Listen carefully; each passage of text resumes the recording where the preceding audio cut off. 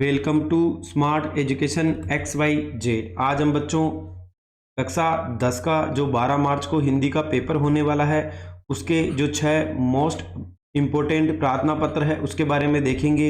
इसमें से एक आपको एग्जाम के अंदर जरूर देखने को मिलेगा और किस प्रकार से हमें प्रार्थना पत्र लिखना चाहिए। चलो स्टार्ट करते हैं आज की वीडियो। तो बच्चों आज का जो पहला महत्वपूर्ण प्रार्थना पत्र है, अपने आप को राजकीय उच्च माध्यमिक विद्यालय सुमेरपुर पाली का छात्र मानकर अपने विद्यालय के प्रधानाचार्य को भौतिक भ्रमण पर जाने की अनुमति के लिए एक प्रार्थना पत्र लिखना है। बहुत ही इंपॉर्टेंट है बच्चों, बार बार आने वाला है ये।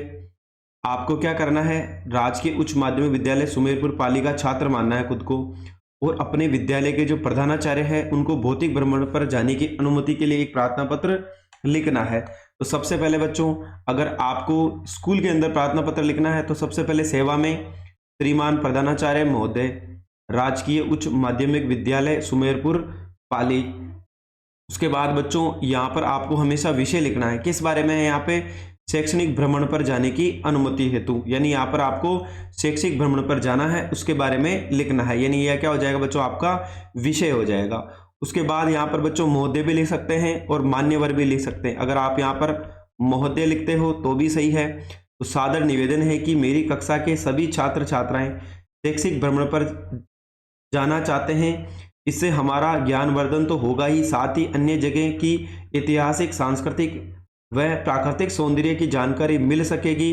हम इस बार उदयपुर, चित्तौड़गढ़, माउंट आबू का भ्रमण करना चाहते हैं। इसके लिए कक्षा अध्यापक जी व शारीरिक शिक्षक महोदय का मार्गदर्शन प्राप्त है, अतः हमें शैक्षणिक भ्रमण पर जाने की अनुमति प्रदान कर अनुग्रहित करें। और साथ ही बच्चों आपको यहाँ पर दिनांक लिखनी है, यानी आप किस पे जाना चाहते हैं, शैक्षिक भ्रमण पर, तो उसके बारे में पूरा लिखना है कि आप कहाँ कहाँ पे जाओगे।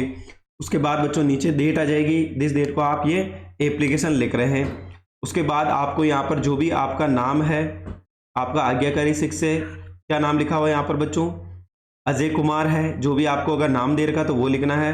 कक्षा हो जाएगी और आप कहाँ के छात्र हैं, राजकीय उच्च माध्यमिक विद्यालय शेरपुर पाली के छात्र।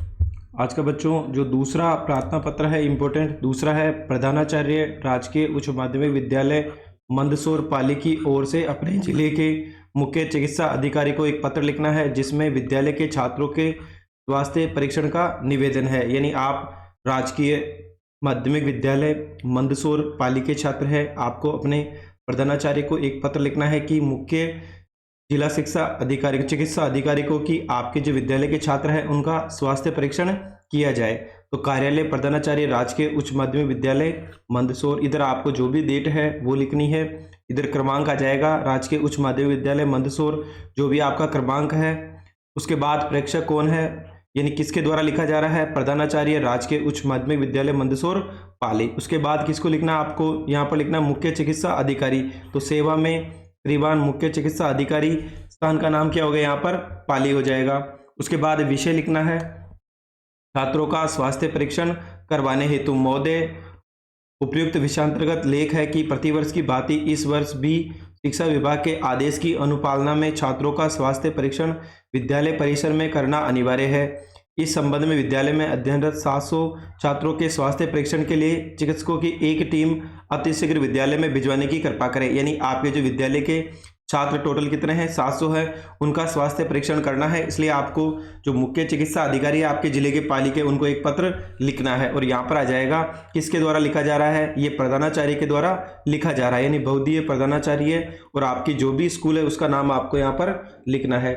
उसके बाद जो आज का तीसरा महत्वपूर्ण पत्र है बच्चों, ये है 3 नंबर पे, स्वयं को आलोक कुमार मानते हुए अपने मित्र को जन्म दिवस के उपलक्ष्य में बधाई पत्र लिखना है। बहुत ही ज्यादा महत्वपूर्ण है बच्चों ये वाला। आप खुद को आलोक कुमार मानना है और अपना जो मित्र है उसको उसके बर्थडे पे आपको विश करना है, यानी बधाई पत्र लिखना है। सबसे पहले जो भी उसका एड्रेस दे रखा है वो लिखना है, जय भवन आदर्श नगर जयपुर, और आपको जो भी दिनांक है वो लिखनी है। उसके बाद आपके मित्र का नाम है वो लिख देंगे, प्रेम मित्र नवीन। यहाँ पर हमें दे नहीं रखा है लेकिन आप कुछ भी नाम लिख सकते हैं। सह प्रेम नमस्ते, कल तुम्हारा पत्र मिला, तुमने अपने जन्म दिवस के अवसर पर आयोजित पार्टी में मुझे सम्मिलित होने के लिए लिखा है। मैं इस अवसर पर अवश्य आना चाहता था, परंतु माताजी के स्वास्थ्य खराब होने के कारण आने में असमर्थ हूँ। मैं तुम्हारे जन्म दिवस के शुभ अवसर पर तुम्हें बधाई देता हूँ और ईश्वर से प्रार्थना करता हूँ कि मैं तुम्हारे लिए एक भेंट भेज रहा हूँ, इसे स्वीकार करना और मेरी अनुपस्थिति पर नाराज मत होना। पुनः बधाई एवं अनेक शुभकामनाएं। स्नेह कुशल पत्र की आकांक्षा में तुम्हारा मित्र। मित्र का नाम हमें दीर्घ है, क्वेश्चन में आलोक कुमार लिखना है। साथ ही बच्चों उसके बर्थडे के ऊपर आपको एक जन्म दिवस पे पत्र लिखना था। 4 नंबर पे है आप सीकर निवासी संजय है, यानी अपने आप को सीकर का निवासी संजय मानना है। कोटा में अध्ययन कर रहे अपने छोटे भाई विजय को पत्र लिखना है, यानी आपका नाम संजय है, आप सीकर के निवासी हो। आपका जो छोटा भाई है उसका नाम विजय है, वो कहाँ पढ़ रहा है? कोटा में, जिसमें अध्ययन के साथ साथ खेलों में भी भाग लेने की सलाह दे, यानी अध्ययन के साथ साथ खेलों को भी प्राथमिकता देनी चाहिए। तो सबसे पहले सीकर आ जाएगा, जो भी आपका एड्रेस है यानी वो बताना है। उसके बाद डेट आ जाएगी। प्रिय अनुज, यानी आपके जो छोटा भाई है उसका नाम क्या था बच्चों? यहाँ पर विजय बता रखा है। सुभाशीष, तुम्हारा पत्र मिला, जानकर बहुत खुशी हुई कि तुम्हारी पढ़ाई अच्छी चल रही है। पढ़ाई के साथ साथ खेलकूद, व्यायाम व मनोरंजन भी शारीरिक एवं बौद्धिक विकास के लिए आवश्यक है। ये अच्छी बात है कि तुम्हारे विद्यालय में खेलकूद अनिवार्य कर रखे हैं। तुम्हें भी अध्ययन के साथ साथ खेलों में भी भाग लेना चाहिए, इससे तुम्हारा सर्वांगीण विकास होगा। अंत में मेरा यही कहना है कि कक्षा में ध्यान लगाकर सुनना तथा पढ़ाए हुए पाठ को अच्छी तरह से पढ़कर याद रखना, साथ ही खेलों में भी अवश्य भाग लेना।